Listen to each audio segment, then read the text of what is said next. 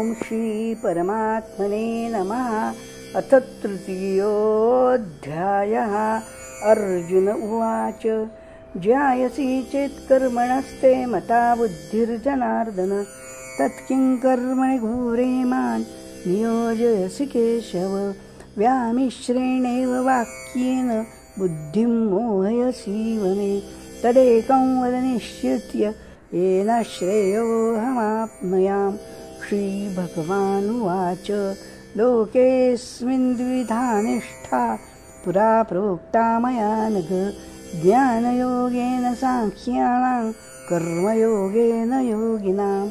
न कर्मणामनारम्भात् नैष्कर्म्यं पुरुषोऽश्नुते न च सन्न्यसनादेव सिद्धिं समधिगच्छति। न हि कश्चित् क्षणमपि जातु तिष्ठत्य कर्मकृत् कार्यते यवशः कर्म सर्वः प्रकृतिजैर्गुणैः। कर्मेन्द्रियाणि संयम्य यास्ते मनसा स्मरन् इन्द्रियार्थान् विमूढात्मा मिथ्याचारः उच्यते। यस्त्विन्द्रियाणि मनसा नियम्यारभतेऽर्जुन कर्मेन्द्रियैः कर्मयोगमसक्तः स विचिक्रियते। नियतं कुरु कर्म त्वं कर्मज्यायो ह्यकर्मणः शरीरयात्रापि च ते न प्रसिद्ध्येद कर्मणः। यज्ञार्थात् कर्मणोऽन्यत्र लोकोऽयं कर्मबन्धनः।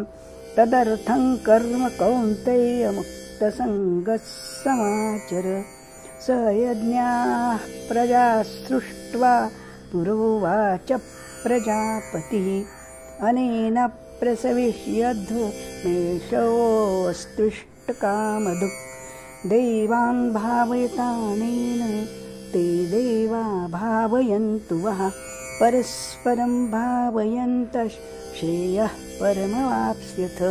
इष्टान् भोगान् ह्यो देवा दास्यन्ते यज्ञभाविताः तैर्दत्तान् प्रदायेभ्यो यो भुङ्क्तेस्तेनैव सः। यज्ञशिष्टाशिनः सन्तो मुच्यन्ते सर्वकिल्बिषैः। भुञ्जते ते त्वघं पापा ये पचन्यात्मकारणात्। अन्नाद्भवन्ति भूतानि पर्जन्यादन्नसम्भवः। यज्ञाद्भवति पर्जन्यो यज्ञः कर्मसमुद्भवः। कर्म ब्रह्मोद्भवं विद्धि ब्रह्माक्षरसमुद्भवम्। तस्मात् सर्वगतं ब्रह्म नित्यं यज्ञे प्रतिष्ठितम्। एवं प्रवर्तितं चक्रं नानुवर्तयति हयः। अघायुरिन्द्रियारामो मोघं पार्थ स जीवति। यस्त्वात्मरतिरेव स्यादात्मतृप्तश्च मानवः। आत्मन्येव च सन्तुष्टस्तस्य कार्यं न विद्यते। नैव तस्य कृतेनार्थो नाकृतेनेह कश्चन। न चास्य सर्वभूतेषु कश्चिदर्थव्यपाश्रयः। तस्मादसक्तः सततं कार्यं कर्म समाचर।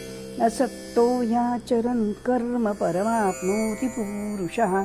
कर्मणैव हि संसिद्धिमास्थिता जनकादयः। लोकसङ्ग्रहमेवापि सम्पश्यन् कर्तुमर्हसि। यद्यदाचरति श्रेष्ठस्तत्तदेवेतरो जनः। स यत्प्रमाणं कुरुते लोकस्तदनुवर्तते। न मे पार्थास्ति कर्तव्यं त्रिषु लोकेषु किञ्चन। नानवाप्तमवाप्तव्यं वर्त एव च कर्मणि। यदि ह्यहं न वर्तेयं जातु कर्मण्यतन्द्रितः। मम वर्त्मानुवर्तन्ते मनुष्याः पार्थ सर्वशः। उत्सीदेयुरिमे लोका न कुर्यां कर्म चेदहं। शङ्करस्य च कर्ता स्यामुपहन्यामिमाः प्रजाः। सक्ताः कर्मण्यविद्वांसो यथा कुर्वन्ति भारत। कुर्याद्विद्वांस्तथा सक्तश्चिकीर्षुर्लोकसङ्ग्रहम्।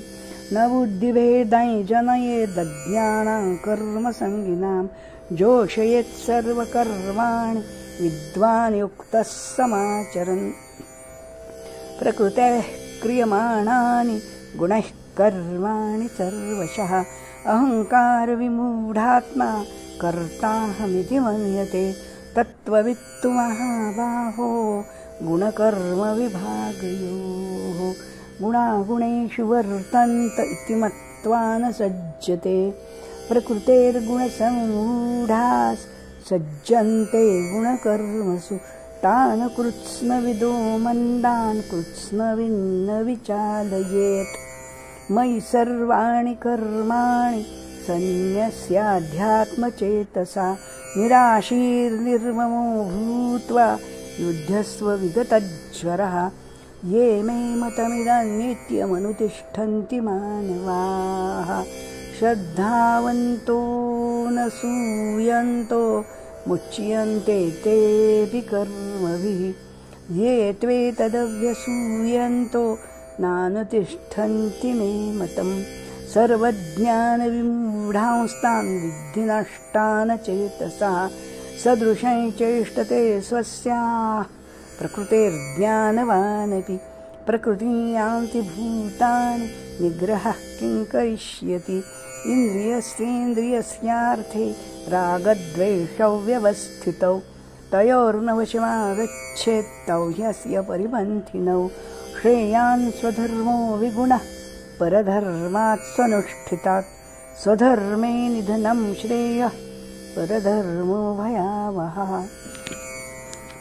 अर्जुन उवाच अथ केन प्रयुक्तोऽयं पापं चरति पूरुषः अनिच्छन्नपि वार्ष्णेयबलादिव नियोजितः श्रीभगवानुवाच काम एष क्रोध एष रजोगुणसमुद्भवः महाशनो महापाप्मा विद्धेनमिह वैरिणं धूमेनाव्रियते वह्निर्यथादर्शो मलेन च यथोल्बेनावृतो गर्भस्तथा तेनेदमावृतम् आवृतं ज्ञानमेतेन ज्ञानिनो नित्यवैरिणा कामरूपेण कौन्तेय दुष्पूरेणानलेन च इन्द्रियाणि मनोबुद्धिरस्याधिष्ठानमुच्यते एतैर्विमोहयत्येषद् ज्ञानमावृत्य देहिनं तस्मात् त्वमिन्द्रियाण्यादौ